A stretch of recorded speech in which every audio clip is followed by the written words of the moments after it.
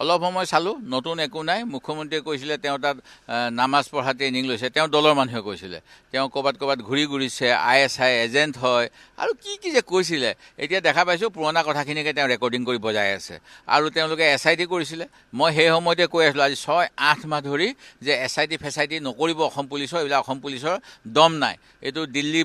যিটো ইণ্টেলিজেঞ্চ ব্যুৰোক দি দিয়ক ৰক দি দিয়ক IBক দি দিয়ক এতিয়া মুখ্যমন্ত্ৰীয়ে মোৰ কথাটোকে শুনিছে খালি দেৰিকৈ আৰু মাজতে মানে ৰাজনৈতিক ৰুটিটো হেকি ল'লে পঞ্চায়ত নিৰ্বাচনৰ সময়ত কথা ইমানেই আৰু যদি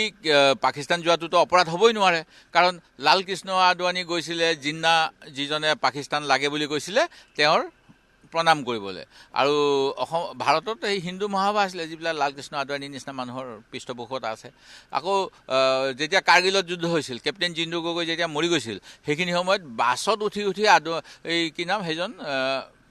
অটল বিহাৰী বাজপেয়ী এই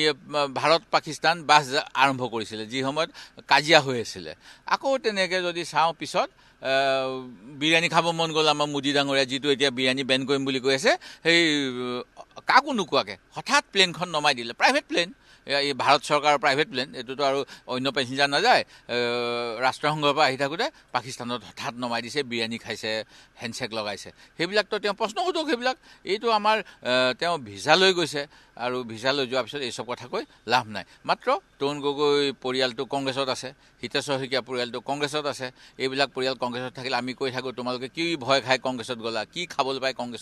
কংগ্ৰেছ এৰি গ'লা সেইকাৰণে তেওঁ এইবিলাক কৰিছে কাৰণ ইতিমধ্যে কেপ্টেইন ৰবীন বৰদলৈ প্ৰথম আমাৰ কংগ্ৰেছী প্ৰধানমন্ত্ৰী বা প্ৰথম মুখ্যমন্ত্ৰী তেখেতৰ পৰিয়ালটোতো লৈয়ে গ'ল আকৌ যিজন মানে অকংগ্ৰেছী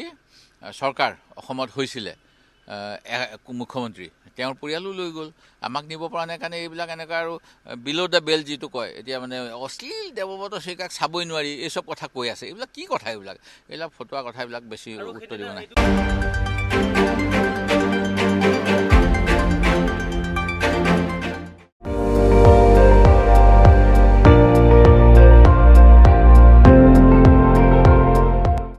আপুনি চাই আছে ND24 সৰ্বশ্ৰেষ্ঠ নহয় সৰ্বোত্তমৰ দৌৰ